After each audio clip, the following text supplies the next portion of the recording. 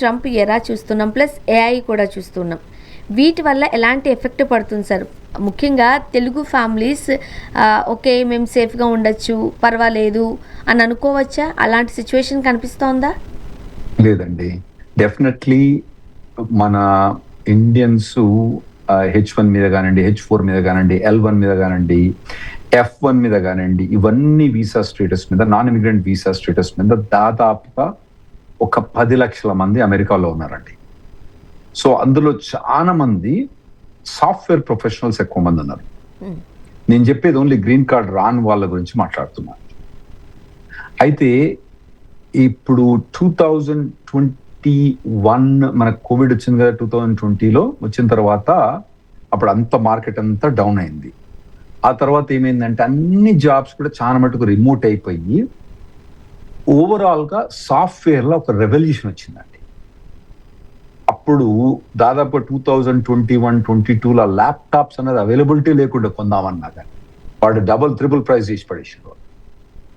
ప్రతి ఒక్క demand software దాన్ని హార్డ్వేర్ కానీ డిమాండ్ అయిపోయి అప్పుడు ఏమైందంటే ఆ టైంలో ఉన్న సాఫ్ట్వేర్ ప్రొఫెషనల్స్ అందరికీ చాలా మట్టుకు శాలరీస్ డబల్ అయిపోయినాయి.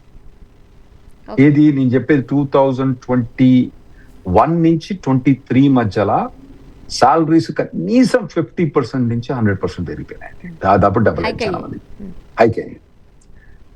హైక్ అయిన తర్వాత సరే కొన్ని రోజులు 2023-2024 సస్టైన్ అయిపోయిన తర్వాత ఆర్టిఫిషియల్ ఇంటెలిజెన్స్ మొదలైంది అన్నట్టు, ఆర్టిఫిషియల్ ఎఫెక్ట్ మొదలైంది అన్నట్టు. ఈ సాఫ్ట్వేర్ లో మొదలైంది, మిగతా అన్నిట్లో మొదలైంది అన్నట్టు. ఒక సాఫ్ట్వేర్ రాయడానికి ఎంత టైం పడుతుందో ఇది వరకు, ఇప్పుడు దానికన్నా తక్కువ టైం పడుతుంది అన్నట్టు. మిడిల్ లెవెల్ మేనేజ్మెంట్ ఎగిరిపోయింది కొంత మటుకు, ప్లానింగ్ అనేది ఈజీ అయిపోయింది. సో దాంతో ఏమైందంటే జాబ్స్ అనేది తగ్గుకుంటా పోయినాయి. వీటన్నిటికి తోడు మన ట్రంప్ యాంటీ ఇమిగ్రేషన్ తెలుసు కదా, 2025 జనవరిలో పవర్కి వచ్చిన తర్వాత యాంటీ ఇమిగ్రేషన్ తోటి అతను వచ్చిండు కాబట్టి. సో ఇదివరకు ఏంటంటే ఇప్పుడు నా దగ్గర 10 మంది ఎంప్లాయీస్ ఉన్నారు. ఒక 4 H1 మీద ఉన్నారు, 6 US సిటిజన్స్ అనుకున్నాం.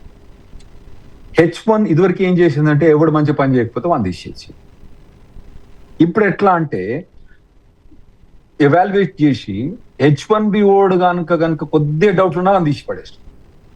ఎందుకంటే దీనికి ప్రాసెస్ చేయడం పేపర్ వర్క్ తలకాయ నొప్పి కదా. అదే US సిటిజన్ కొద్దిగా మార్జినల్ ఉన్నా వాళ్ళు ఉంచుకుంటాం, కానీ H1B కొద్దిగా మార్జినల్ అని తీసి పడేస్తాం అన్నట్టు. అన్లెస్ వాళ్ళు చాలా మంచిగా ఉంటే తప్పితే ఫస్ట్ పోయేది H1Bs.